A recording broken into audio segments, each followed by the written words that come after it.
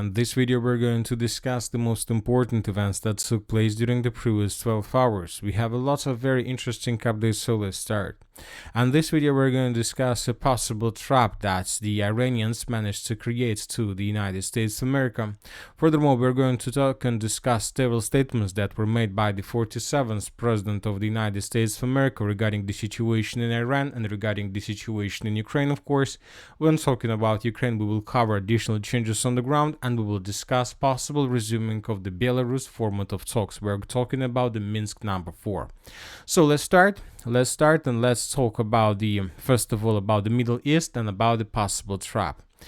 During the previous days, the United States of America were focused in deploying additional forces and troops in this area. US builds up strike group of Iran, aircraft carriers, tankers, and alarm signals.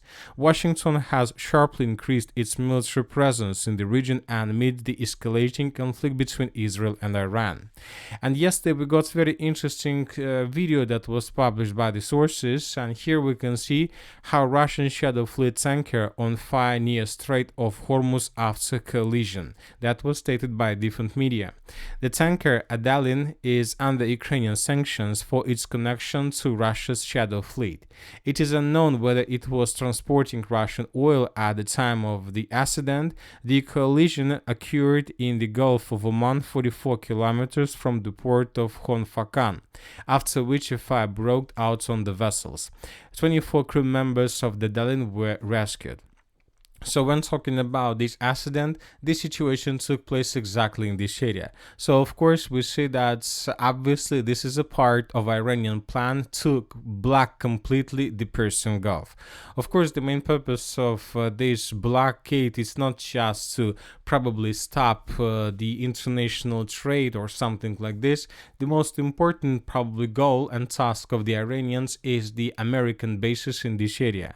According to information we have, the United States of America have lots of bases on the territory of Kuwait, Bahrain, Qatar, the United Arab Emirates, and the most important, the United States of America has their Navy base on the territory of the state by the name of Bahrain. And currently there are ships, military ships of the United States of America. And obviously we understand if something happens between the United States of America and the Iranians, obviously the United States of America will have no chances for evacuation their fleet from the area of Bahrain through this Persian Gulf and then further in the direction of the Gulf of Oman and further in the direction of the Indian Sea, because obviously the fleet of the United States of America would be immediately destroyed by missile strikes carried out by the Iranians. So of course currently and these days is the only hours probably or minutes for the United States of America to evacuate their ships from the base of Bahrain further in the southern direction towards the Gulf of Oman and then further in the direction of Arabian Sea. Otherwise they would be caught by the Iranians in cauldron, let's call it like this, and most likely if something happens, this fleet and these bases would be under very heavy fire from the Iranian side. So, and most likely this fire and this collision of fleets carried out by most likely the Russian special forces and the Iranians is a part of blockade, and the main task of this blockade not to allow the United States of America to evacuate their military assets from the Persian Gulf. Anyway, let's wait and see what is going to be next, but obviously the situation is very critical and very interesting. Furthermore, according to information we have, the Chinese and the Pakistanis continue supplying and supporting Iran. China begins shipping mystery cargo to Iran after Israeli attacks. The day after the Israeli strike, a cargo plane took off from China on Friday. The next day, a second plane took off from the coastal city. On Monday, another one, this time from Shanghai. So as you can see, since the beginning of special operation, we see that the Chinese sent at least 4 cargos, 4 aircrafts in the direction of Iran, probably to reinforce the Iranians, probably to bring additional missiles, either for aircrafts or either for air defense systems. Anyway, the situation we see continue escalating. At the same time, during the previous night, both the Iranians and the Israelis attacked each other with missiles and drones and aircrafts. And when talking about the situation in this sphere, according to information we have, and the Israelis are saying that during the previous previous night, the Iranians used less missiles to attack the territory of Israel. And the Israelis are saying that this situation, first of all, is connected with hard work that was carried out by the Israelis in destroying the Iranians' launching systems. So basically, the Israelis are saying that they managed to destroy lots of launching systems, and the Iranians lost their military capabilities. But the Iranians at the same time are saying completely different situation. They're saying that they're not using so many missiles because now they don't need this. During the previous first days, they managed to suppress Israeli air defense systems, and now they're trying to use missiles, mainly hypersonic missiles, to destroy military facilities. So they're trying to use accurate weapons and not to bring casualties, massive casualties among civilians. Anyway, the situation continues escalation. As we can see, we are waiting for when the United States of America are going to answer or join this war. But this time, during the previous 24 hours, the President of the United States of America made lots of very interesting statements regarding the situation. First of all, he demanded unconditional surrender. We know exactly where the so-called supreme leader is hiding. He is an easy target, but he is safe there. We are not going to take him out, at least not for now. But we don't want missiles shot at civilians or American soldiers. Our patience is wearing thin. Thank you for your attention to this matter. So Donald Trump says that he knows where is supreme leader, and he demands unconditional surrender. As you can see, we have lots of common things in the conflict between Ukraine and the Russian Federation and Israel and the Iranians. We see that both the Russians and the United States of America demands unconditional surrender. In first case from Ukraine, the second from the state of Iran. We have lots of common things, and both the Russians and the United States of America are demanding for something.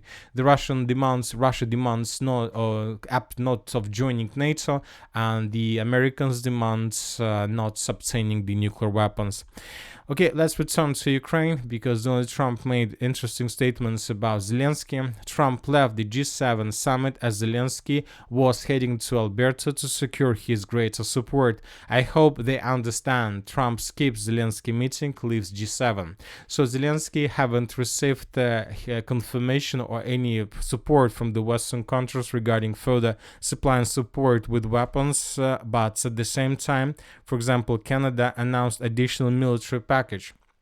The Canada will provide Ukraine with a new military aid package worth more than $2 billion, the country's prime minister announcing during the G7 summit. So the Western countries continue supplying and supporting Ukraine to fight with the Russians during their summer offensive operation. Another important video was published by the Ukrainian sources. During the previous night, if you remember, the Russians attacked the territory of Ukraine with missiles. There were lots of explosions on the territory of the city of Kiev, and in this video we can see a failed work of Western air defense system.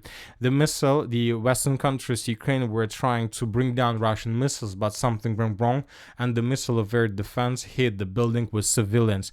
And you know that these days we are getting more and more footage of this type, not just from the territory of Ukraine, but also from the territory of Israel.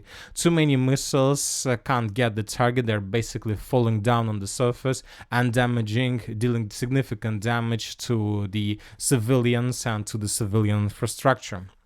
Another important piece of news we got from the territory of the Republic of Belarus. Very interesting situation took place, for example, yesterday. The Belarusian Foreign Ministry has assured that the Republic continues to consistently serve as a platform for humanitarian dialogue between Russia and Ukraine. And first of all, the Belarusians were talking about the prisoner swap. I'll remind you that this process finished yesterday. And Belarus was a part where both the Russians and the Ukrainians were swapping with the prisoners of war. And today we got very interesting statements about Keith Kellogg. And according to information we have, Trump's special representative for Ukraine prepares for visit to Minsk. U.S.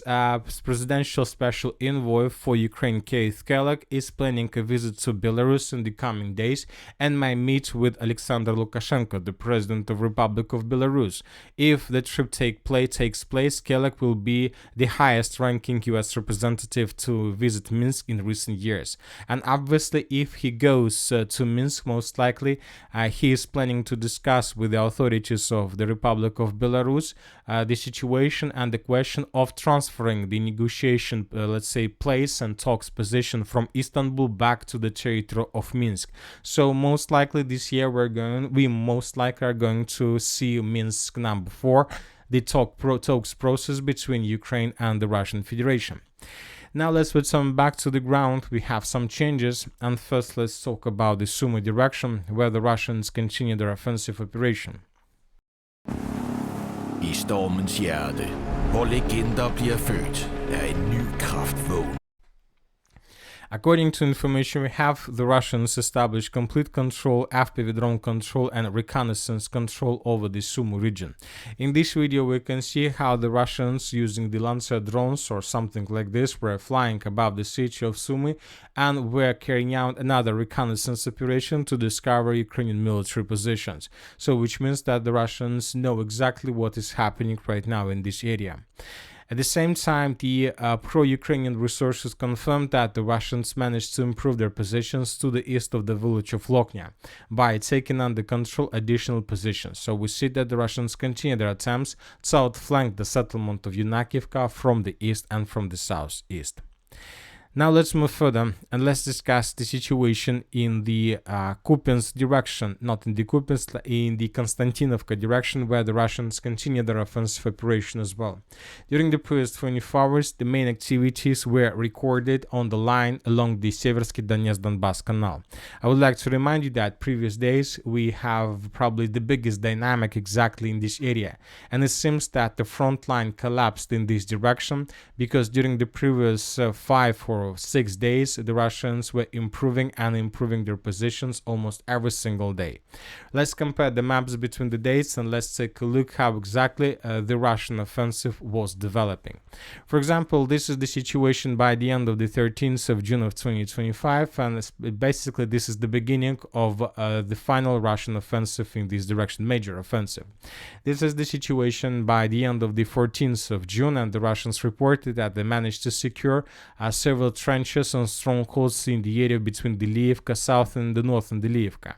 This information was confirmed by neutral mappers. At the same time, the Russians continue offensive operation to the west of Kurdymovka, trying to take under complete control positions along the Seversky Donetsk-Donbass canal. Somewhere on the 15th of June of 2025, the Russians began their artillery preparation. They began bombing and attacking the settlements of Alexandra Shultina and Bila Gora, and those days we made conclusion that most likely the Russians are planning to begin a very powerful offensive operation with the purpose to break Ukrainian defense completely. So, and today, and by the end of the 16th of June, we got reports that the Russians improved their positions once again along Seversky Donetsk-Donbass canal, and during the 17th of June and during the 18th of June of 2025, we got reports that the Russians secured the southern Liivka completely, and that the Russians continue their offensive operation along the railways in the direction of Alexandra Shultina. So we see that this salient is about to be taken by the Russians completely. The Russians, as I understand, are not going to slow down. They will continue offensive until at least they get the settlements of Bila Gora and Alexandra Shultina from the south. Now let's talk about the Kleban-Byksky pocket. During the previous 24 hours, the Russians improved their positions in the area of Yablunovka. This information was confirmed by pro-Russian resources, by different videos and geolocations, and by pro-Ukrainian resources. The biggest adjustments on the maps we can see that were published by pro-Ukrainian sources. According to them, the Russians have almost completely cut the pockets in the southwestern direction to the settlements of Yablunovka. So these are the changes on the ground that were shown by pro-Ukrainian sources, and the Russians continue offensive operation further. As for the situation along N32 road, the main activities and the main probably updates are coming from the Novoekonomichna direction. So Novoekonomichna is a very important city of the Pokrovsk agglomeration, and according to information we have during the previous 24 hours, the Russians managed to secure the village of Mirna, its western part, and the Russians managed to establish complete control over this dense network of the fortifications. Based on the reports that were published both by pro-Russian resources and by pro-Ukrainian resources and by neutral mappers, we adjusted this territory in Russian favor. So now we can make a conclusion that the Russians managed to capture everything in this area. We're talking about strongholds, fortifications, villages, and now the Russians have no barriers and no problems probably to move further in the western direction with the purpose to attack the settlement of Novoekonomichna itself and to attack the village of Mykolaievka. So in the very near future, the Russians may answer the Pokrovsk agglomeration, and this is going to be the biggest disaster ever for the armed forces of Ukraine. So now we know that when talking about the entire line of combat contact, the Russians created a lots of situations, a lots of positions where they can attack this or that settlement, and Ukrainians would be forced to make a decision which settlement is important for them and which one is not important, because obviously we understand the Ukrainians they don't have enough of forces to fight for every single settlement along the line of combat contact. When talking about the Dnipropetrovsk direction, the Russians, as we discussed during the previous days, improved their positions in the area of Dnipropetrovsk Oblast itself. Neutral mappers reported that several true lines and strongholds to the southeast of Novopavlovka were taken by the Russians. Based on this report, we made small adjustments. Furthermore, according to information we have, the Russians continue offensive operation in the direction of Zaporozhye, and currently there are very heavy clashes. At the same time, according to information we have, the Russians continue offensive in the western direction from the river of Mokra, Yala, and Fedorovka, and took under control several tree lines and former positions of the armed forces of Ukraine. So this is the situation on the ground in this area. Small adjustments, and we see that the Russians are trying to move further because it seems that the Russians entered the operational space, but probably the main purpose of the Russians is to outflank the settlements of Mirna and Podubne from the south and to attack them from behind. And that's it for the short video. Military summary channel reminds we condemn any violence